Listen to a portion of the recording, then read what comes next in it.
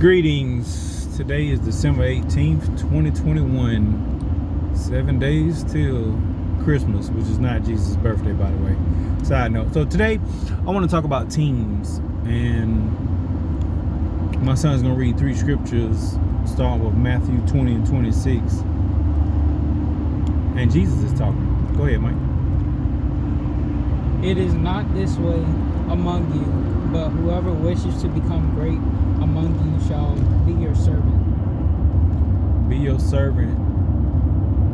I'm great because I am your servant. I'm your leader because I am your servant. So, wait a minute. A lot of people in leadership want to get served. Well, let's think about this. Leadership requires showing people the expectations, giving the mission, vision of the and goals and purpose of whatever this team is coming together to do, and modeling it regularly and staying focused and keeping everybody focused and on track, whether at work, athletics, or at home. Home is the first team, but a lot of people don't have the right example of the home team because they've never seen it work together functionally. Go ahead, Mike. Read those other 2. Proverbs 27:17. Iron sharpeneth iron, so a man sharpeneth the countenance of his friend. Pause right there before you go to the other one. I've heard it said oftentimes that if you're the smartest one in your group, you've outgrown your group. And I look at that in terms of iron sharpen iron. People on your team should have good skills in their area. For example, I do general work.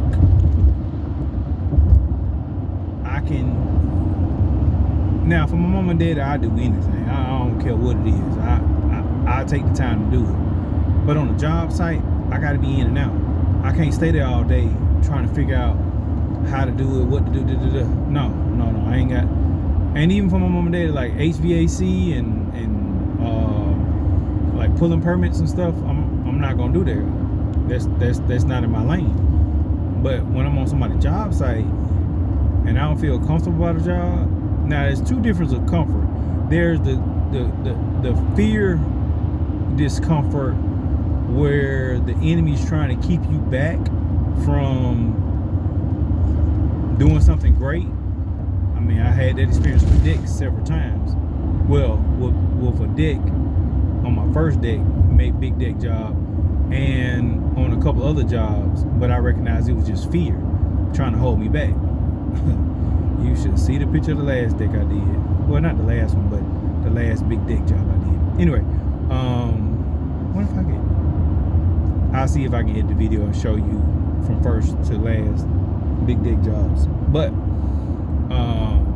then there's another discomfort that gives you a feeling of like this is not what you're supposed to be doing. That's the Holy Spirit trying to convict you, like this is not your lane. This is not something you should be doing.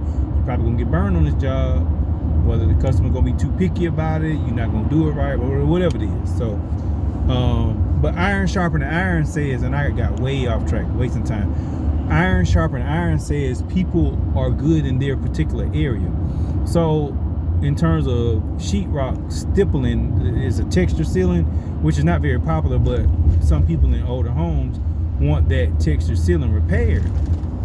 I don't do that, so I refer them to a certain guy who does that. And like I said, HVAC, I'll call somebody, if they want like specialized plumbing, I'll refer somebody to that.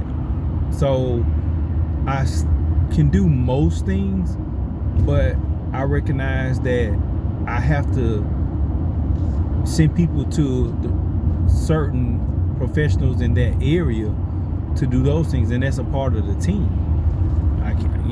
If I wouldn't bring them to my mama's house, I'm not gonna bring them to your house. That's just how I operate. Oh, stop. So, go ahead with that last one. Ecclesiastes 4:9. two are brother to one, because they have a good reward for their labor. I was working last week with a friend on water damage condo and mold, so I couldn't do every aspect of the job. There was HOA, insurance, and the upstairs unit that all played a part of getting this issue resolved. First of all, who's responsible for what? Because the water came from upstairs down to the bottom level. Is the insurance company going to pay for X, Y, and Z? Got to talk with the owner and say, hey, look, this is what the problem is. I know what this person said, but just trust me and watch me do this and watch the water not come out anymore. Showed the owner that. So everybody had a role to play, and we got to the point where all the demolition was done, all the microbial, biohazardous mold, that's what I'm trying to say. The mold stuff was taken out. The molded sheetrock and materials were shaken out and cut out, and we're just trying to put it back together. So it's part of that team effort. I'm like communicating, with a friend, like, hey, look, I could really use a hand on this job, and he's just as skilled, if not a little bit more, than me in certain areas. He's a specialist in tile and electrical, and I specialize in framing, man, a whole bunch of stuff. So anyway, so we came together, and we 2 days pretty much knocked it out. Only thing left is waiting for this mud to dry so we can paint. And the final part of the team is my son, so him and I are gonna go in there and knock out the paint or whatever. My son's graduated in painting through being shown by example, and a lot given the trust to learn how to take a paintbrush and cut in without painting sloppy all over the place, the edges of this wall or what have you. So he and my other buddy worked with me during the week while my son was in school, and now my son's gonna help me once this mud dries, and it should have been dry, but it's not. Oh well. So anyway, with that being said, it was just a team effort of the reward of two people working together, multiple people working together. There's also a scripture that says one can send 1,000 a flight, but two can send 10,000 a flight. Look how God multiplies that. So I guess 3 can send 100,000 a flight. And I look at big business. They have a board of trustees. They have CEO, CFO. They have all the way down to, like I said, the janitorial staff that are helping out with this one goal of we're about keeping this business productive. Because as long as this business is productive, everybody gets paid and everybody gets benefits. So I look at the household. What makes the household productive? Well, God leads the man. God holds the man responsible for serving the family, to be a provider and protector of the love exchange inside that house. The woman is to help the man with that, with those responsibilities. That's her first thing. A helper comparable, a companion comparable to that man. And sometimes we get people that are not comparable to us. We're linking up with people for benefits, but not for relationship. If you want a helper comparable to you, you need to figure out what mission and vision do y'all both have that y'all can compromise to move forward together on. It doesn't have to be a business, it doesn't have to be a ministry. It can be, but at the very essence of it, do you care about what God says? Do you care about what each other says? Do you care about what you say yourself? Do you love yourself? Do you love your neighbor as yourself? Do you love God first? You see where I'm going with this? Do you have common values and expectations of the children? And they don't all have to be the same, but at the same time, You don't want to be raising the children and you divide it with how the children should be raised. One parent can say, hey, they need corporal punishment should be involved. Another parent can say, we don't need corporal punishment at all. That's not somebody you necessarily want to have kids by. Now, we can say, we can take different roles in how we discipline the kids, but when you disagreeing, and that's just a loose example, but when everything is a disagreement, that's not comparable. And that's what I'm trying to say. Everything should not be a disagreement, and that's a major area. How the money is being spent, that's a major area of disagreement. So the whole point is, we're not a team if we're not together. Let's look at this acronym for team. Together, everyone achieves more. So first off, we got to be together. We got to be together on some things: mission, vision, purpose, and we got to be committed to it and follow through. Let's look at athletics. When I played strong safety, I was the last. If anybody got by me, they had a touchdown. Well, the free safety, but pretty much I was where that ball was. And it was my job to make sure wherever that ball was, I was lined up on the side where the ball was expected to be. Wherever the heavy side was, that's where I was over. And whoever came through that line, if they got through that line with that ball, it was my job to knock them out. Okay, flashback from football. Okay, let me calm down. I'm getting crunk. All right, you may not see it, but I was really like remembering this one game. Okay, so anyway, the team, it wasn't the individual. I'm just saying, follow through with your part. Okay, you have to follow through with your part. And even if it's doubles in tennis, one person play the front court, one person play the back court, one person play this side, one person play the other side. If it's soccer, everybody got they part on the field. Basketball, one person, two people are the main handlers of the ball. You got point guard, forward, center. The other guard, I forgot what the name of that is. But anyway, I'm just saying, we all got our roles. The coach got his role. And you got to be able to follow. You got to be able to follow through. If this is what the coach said, this is the play he want to run, then you got to follow through with the play. Just like in the family. If God say he put this on the man as the mission and vision for the family, then that's what it need to go. And if the woman can't fall in line, with that, she done found the wrong man to be with. And that should have been at the gate before I said I do. That should have been investigated from the jump. Let me tell y'all ladies something. Now it's natural for y'all to love, but it's not natural for y'all to fall in line with a lot of stuff unless y'all recognize this guy is loving you and serving you.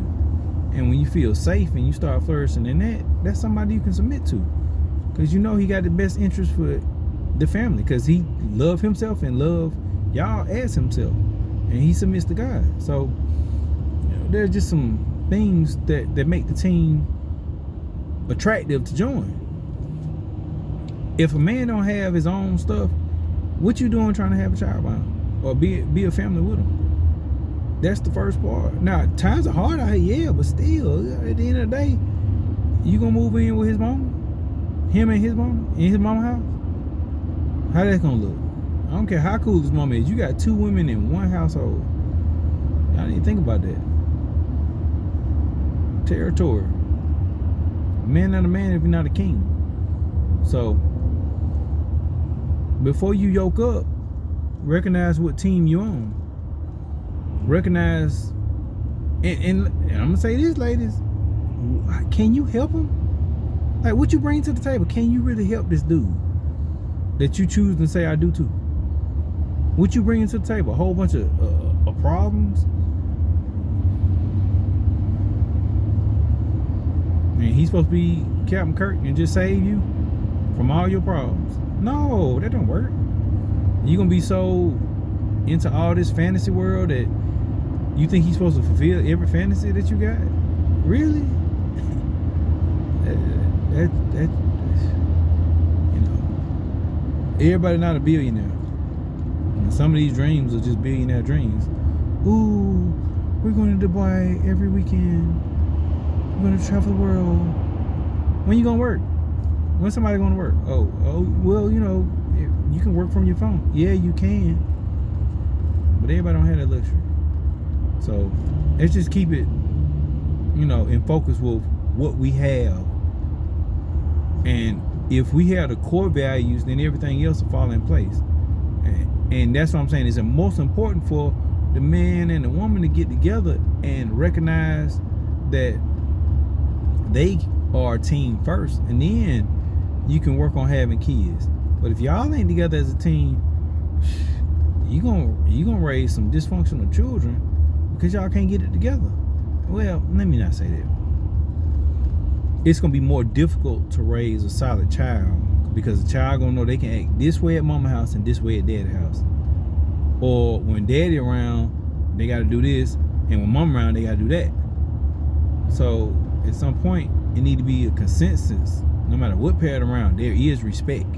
No matter what parent around, there's expectation. You do your schoolwork, you do your work around the house, you respect your brother and sister, however that is. Steps or whatever. Everybody treated equal. It's a team. We all together. And that's the whole point of togetherness. And I remember playing basketball, we would have certain guys who would like to, they were pretty well, but as soon as somebody shut that person down, then the rest of the team just been kind of like out of practice for the most part because you've been showboating the whole while. So at some point, you know, we got to pass the ball around.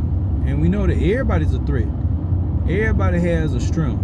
Everybody has some skills to be utilized because we own the team.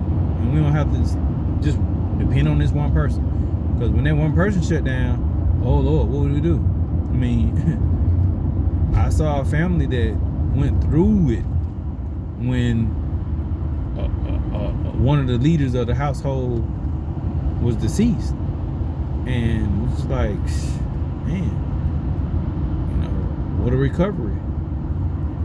Especially when we don't talk about things together and say, hey, this is what's going on, this is what it takes to do this. Or even have compassion about what the other person is doing and what it takes for them to do what they do. Sometimes we just, you know, oh, it's there. You know, I don't care how I got there, it's there. No, it took somebody some sweat, some sleepless nights, some this, that, and the other to get whatever they got done. And to make sure that whatever provision was there. And then here's another part. The reward. Are you rewarding people on your team? Are you affirming them? If they make a mistake, do you go off on them because they made a mistake? Do you show disdain because somebody made a mistake or didn't understand what you said? Like, for real. And then when you recognize some teammate did something to you that you didn't like on the team, do you go back and do that to somebody else? So we need to affirm each other. And then even if we did not act above board on the team, we need to go back and bridge that gap. Apologize. Make it right. Say, hey, look, you know, I didn't handle that situation well. And that makes the team stronger. And that makes the team trust each other better. And that's some key ingredients of a team. Trust, communication, expectation, follow through, commitment, dedication. How, you know, we got a family function and you didn't show up. We got a game, you didn't show up. We got practice, you didn't show up. Oh, you supposed to come to work, but you didn't show up. You didn't do your part. Now, if you sick, that's a whole something different, you know. But on just on a regular basis, you're not showing up, but you expect to get paid. Okay, so what if the trees didn't do their part and provide the oxygen, even though we provided the carbon monoxide? I'm just saying. Dioxide, whatever one it is. Whatever we exhale from our nose and mouth. We doing our part, but the trees don't want to do their part. Get that out of here. And for y'all tree huggers, I know you're saying, well, we're chopping down the trees, so it's more difficult for the trees to do their part. Gotcha, loud and clear. So I'm gonna close this message out and say, hey, look, investigate the team before you join the team. Be an asset for the team instead of a detriment. Learn the fundamentals of being on the team. Be functional, not dysfunctional. And if you make a mistake on the team, own your mistake. Apologize. Move forward. Don't keep beating up somebody because they made a mistake. God bless your team.